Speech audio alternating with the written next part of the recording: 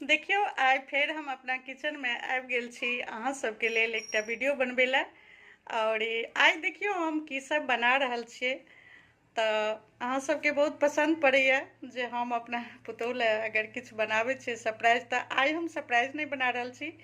आइ हम बहुत मनेलियै हन कनियाके, हम अपना पुतहुके जे आइ हमरा बनबऽ दिअ, किया तऽ हमर ई वीडियो अहाँ सबके बहुत पसंद करै छियै। तऽ देखियो आइ हम की बना रहल छियै।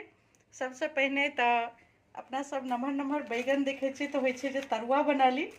तो देखियो खूब नमहर नमहर बैगन छलै तकर तरुआ बनेलियै हन। और हैया बनाई रहल छी तरुआ।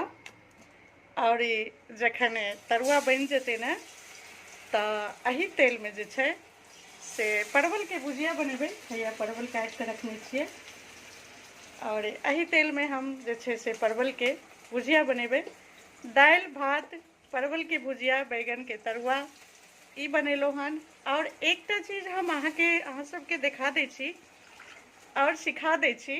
देखियो ई छै ने एकटा चटनी छियै। देखियो ई चटनी जे छै से टमाटर के चटनी छै, बहुत टेस्टी होइ छै। और ई चटनी जे छै से हम हैदराबाद में सिखलियै। हम अपना बेटियो तऽ गेल छलियै ने, तऽ हैदराबाद में ई चटनी बनेनाइ हम सिखलियै। तऽ हम एकर नाम दऽ देलियै हन हैदराबादी चटनी।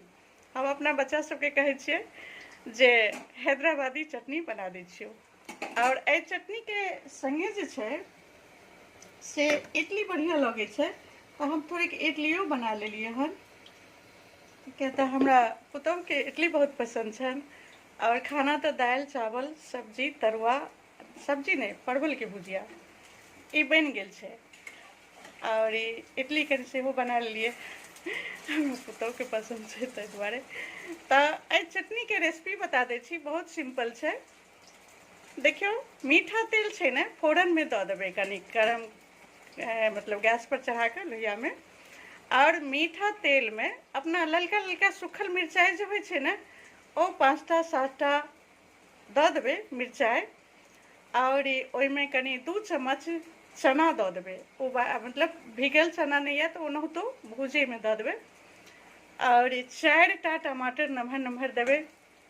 और ओहिमे अगर लहसुन प्याज खाइ छी तऽ 2टा प्याज दऽ दियौ, कनि लहसुन दऽ दियौ, अदरक दऽ दियौ, हरी मिर्ची दऽ दियौ, इहो सब एगो दूगो दऽ दियौ। और नमक और हल्दी दऽ कऽ 2-3 मिनट भूजि दियौ। 2-3 मिनट भूजबै, 3-4 मिनट बहुत भऽ गेलै। कनिक ओ लरम जायके हेतै कि गैस बंद कऽ कऽ ओहिके पीस लेब। और राई और करी पत्ता के तड़का लगा देबै। तऽ देखियौ एहिके पीस लेलाके बाद राई